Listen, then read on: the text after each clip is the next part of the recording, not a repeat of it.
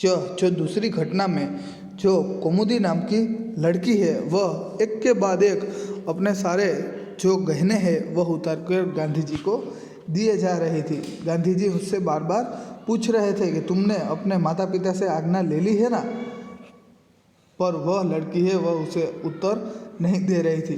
बिना कोई उत्तर दिए उसने अपने कानों में से रत्न जड़ित बूंदे निकाल दिए। गांधी जी ने पूछा, तुमने इन आभूषणों को देने के लिए अपने माता पिता से पूछा है ना? गांधी जी उससे बार बार पूछते हैं कि यह तुम जो सारे आभूषण दे रही हो पर तुम्हारे जो माता पिता है उनको पता है ना कि तुम यह सारे आभूषण हमें यहाँ पर दान कर रही हो? कौमुदी कुछ उत्तर देती इससे पहले ही किसी ने कहा, इसके पिता तो यही है ना।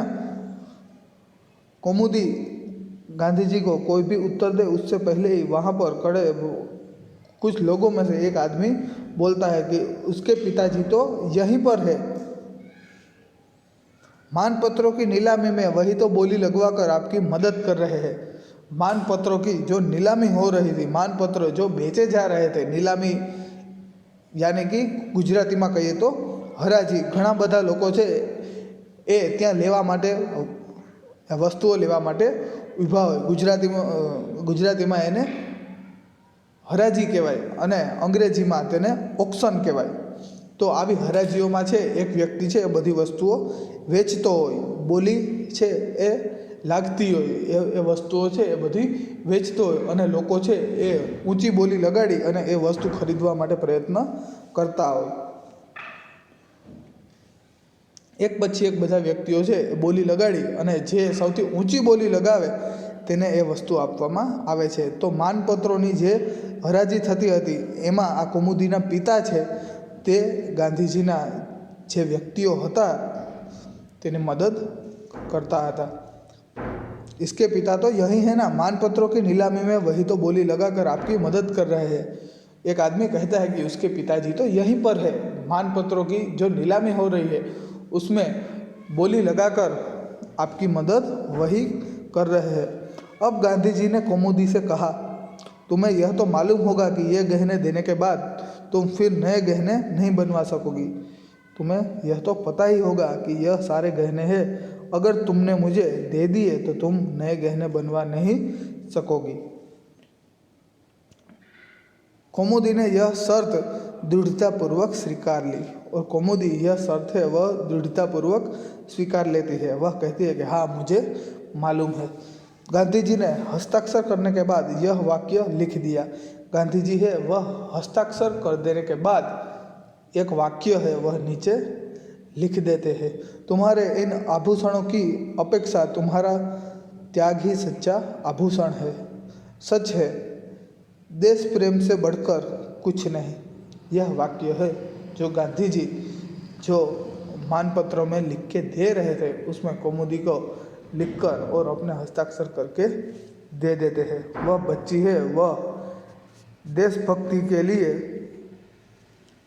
अंग्रेज़ों के खिलाफ जो आंदोलन चल रहा था उसके लिए यह सारी जो संपत्ति है वह इकट्ठी की जा रही थी। तो अपने देश के लिए जो उसने सारे गहने पहने थे, अपने हाथ की चूड़ियाँ, अपने कान के बूंदे, अपने गले का जो सोने का जो पूरा हार है वह सारे गहने उतार कर वह लड़की है वह गांधी जी को दान में दे देती है। और उसे पता है कि यह सारे गहने देने के बाद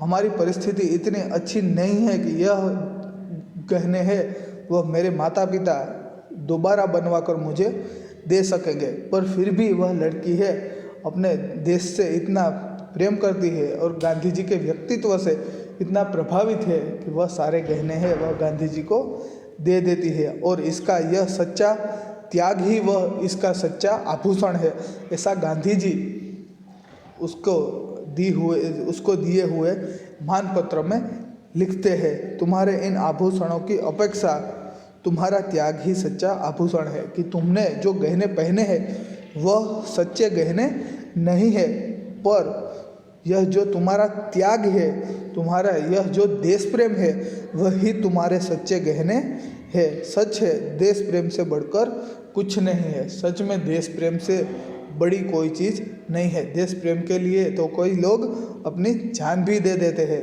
तो इस लड़की ने अपने सारे गहने त्याग करके अपने अंदर के देश प्रेम को गांधी जी के सामने रखा। और गांधी जी एक छोटी सी बच्ची के दिल में इतना ज़्यादा देश प्रेम देखकर वह भी बहुत खुश होते हैं। तो यहाँ पर यह जो दूसरी घटना है वह भी पूर्ण होती है और हमारा पाठ भी यहाँ पर पूर्ण होता है। तो इस पाठ के अंत में यहाँ पर कुछ शब्दार्थ है तो हम उन्हें भी जान लेते हैं। पहला शब्द सत्यवादी, हमेशा सत्य बोलने वाला। सत्यवादी यानी कि हमेशा सत्य बोलने वाला, सत्य की राह पर चलने वाला। अद्भुत, अद्भुत यानी कि अनोखा। आँख मिचोने यानी कि लिका छुपी का खेल। अमृत, गुजराती में कहिए तो जामफल। जामफल और पीछे जो काउंस में गुज लिखा है यानी कि गुजराती में इसका मतलब होता है जामफल। पथ यानी कि रास्ता। दृढ़ यानी कि मजबूत। निर्माता यानी कि बनाने वाला। हस्ताक्षर यानी कि दस्तखत। घटना, घटना का मतलब होता है प्रसंग। उपस्थित, हाजिर या फिर वहाँ पर आए हुए। मानपत्र, आदर से लिखा पत्र। आयोजन यानी कि इंतजाम। आभूषण, आभूषण यानी कि गहना। अलंकार, सुवर्ण हम जो भी कहे। नीलामी, बोली बोलकर बेचना। भाषण, सभा के सामने बोलना। और त्याग, त्याग का मतलब होता है समर्पण। तो यहाँ पर हमारा यह जो दूसरा पाठ है वह पूर्ण होता है, जिसका नाम है अनूठा इंसान। Thank you. अस्तु।